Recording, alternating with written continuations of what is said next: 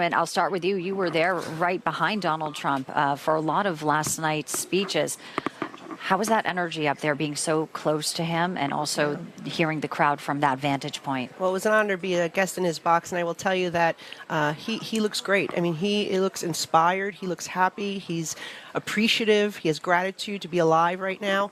And I think he's maybe changed in many ways. But I thought the people around him, the energy up there when he walks in, it is just incredible. It is, I've never, like, if Elvis Presley walked into the arena, I don't know that he would get that type of excitement. Yeah, I bet. It's so cool that you were there and that close. What a great memory. It's really been history playing out, and history will continue to play out. When they showed the picture last night of his fist in the air, it is a memory I think so many people have. And to hear the president tonight, we heard Jason Miller, he told us right here exclusively that Donald Trump rewrote his speech, and he will talk about that from his own viewpoint here. Well, when you have a near-death experience like that, it really does change your perspective. Okay, and, for the last 8 years, the mainstream media has dehumanized him, called him Hitler, say he's a threat to democracy. And I think tonight, when he, delivers his speech, I think a lot of people, particularly independents, are going to tune in and say, not only do I like Donald Trump's policies, but I like Donald Trump as well, because I think Donald Trump understands that this is his time, and if he wants to bring it home, he has to connect with the American people in a way that they understand. And I think he's going to do it. He's exceeded all expectations thus far, and I expect that to continue.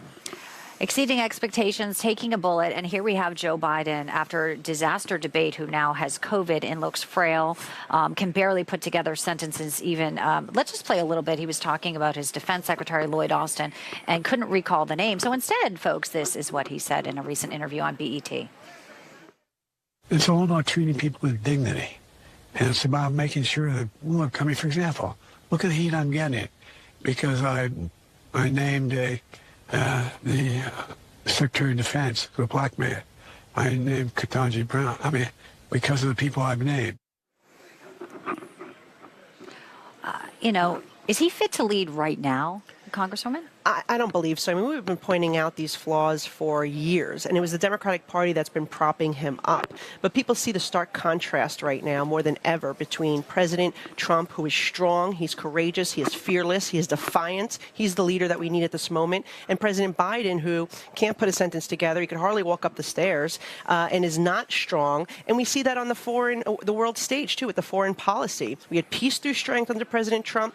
We had adversaries being appeased with Biden. And so I think there's a stark difference, and people want to see a secure border, a prosperous economy, low gas prices, affordable energy. They need to vote for President Trump. There's just simply no choice. It seems like that. I mean, there's two paths here. There is a very weak, and it's dangerous, not just at our border, it's dangerous around the world with somebody who maybe isn't running the show.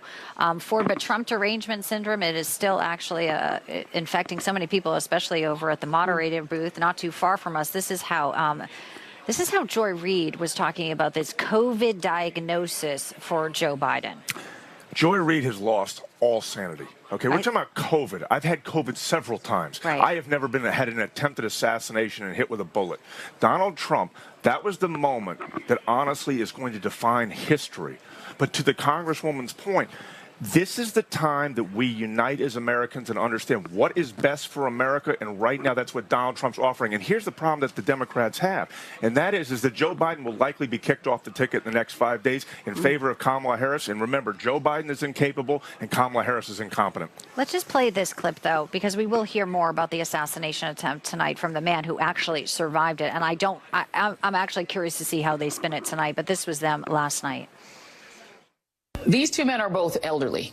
Donald Trump is an elderly man who, for whatever reason, was given 9 seconds to take a iconic photo op during an active shooter situation. Weird situation. We'll figure that out one day. But his survival of that and bouncing right back and going right to his convention is being conveyed in the media world as a sign of strength. This current president of the United States is 81 years old and has COVID. Should he be fine in a couple of days? Doesn't that convey exactly the same thing? No, it doesn't. I mean, it's not even parody. And the fact that he was given 9 seconds to take a photo as if it's some propaganda. It's absolutely disgraceful. I mean, President Trump wanted to tell his supporters that he was okay, that he would not stop fighting for them. He didn't know at that second whether that was going to be his last time in public. I mean, he wanted to let his supporters know that no matter what, he was going to try to survive this thing and that he was going to come back stronger and fight for this country. He loves this country. There is a stark difference between the Democrats and the Republicans right now. The Democrats want wide open borders. They are allowing murderers, gang members, people who are committing crimes in New York City. Two cops were shot in my city. A 13-year-old girl was raped by an illegal immigrant that Joe Biden directed Customs and Border Protection to allow into our country. We want our borders to be secure, our cities to be safe, our economy to be prosperous. The only choice is this man. Donald Trump is the courageous, defiant, and fearless leader we need in this moment. And he is, I think, what many world leaders in the country are looking toward to get peace through strength out of the United States once again. We did not have the wars that we have right now under President Trump.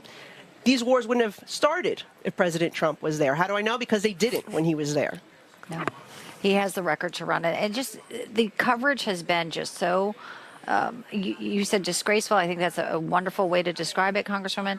And I just think, did they not learn anything, Ford, from being kind of slapped on the wrist and called out for covering for Joe Biden? I cannot wait to see now if Kamala's at the top of the ticket. They're going to say she's this, she's done that, she was the border czar. And, oh, wait, just wait. Reproductive rights. I mean, they are so lost over there. It is an alternate universe, and it's actually now dangerous because people may drink that Kool-Aid. The Congresswoman's absolutely right. Donald Trump is fighting for America. The Democrats and the mainstream media are lying and cheating for the Democrats to keep power. It's all about power. When they say democracy's on the ballot, what they're saying is our power is being threatened. And right now, the Democrats have the worst policies and do not have America's best interest at heart. I just have about 30 seconds. Ford, you tweeted about Hulk Hogan. You're really excited. I am excited. Look, Donald Trump is a constant showman. We know that he's going to be subdued, but that doesn't mean he isn't going to bring out the flair. And between Hulk Hogan, Dana White, I'm telling you, it's going to be one big party tonight. I think final thoughts, too, to you, Congresswoman. Amazing how they have woven in the seriousness and everything that you just point out on, which is not lost on us. It's not lost on that. But also there's a hope here. And that, I think, that's remarkable. And that takes a lot of thought because people can't just be, if you just see World War III in the headlines every day and you know you have little children, you know there's a generation. There's hope coming from, I think it's coming through the screen. Yeah. And this is why President Trump is attracting Hispanics, African Americans, union leaders to this party. We've seen them speak this week. But the best moment were the Gold Star families. What an impactful moment, a sad. And I was up there with the president. Everyone was emotional in that box when you saw these parents who lost their children and that Joe Biden wouldn't even acknowledge them, wouldn't even say their names. It is disgraceful. It is sad. But that's the type of failed leadership you have with Joe Biden. It is exactly why we need President Trump back in the White House, and he will make our military men and women safer and American citizens safer as well.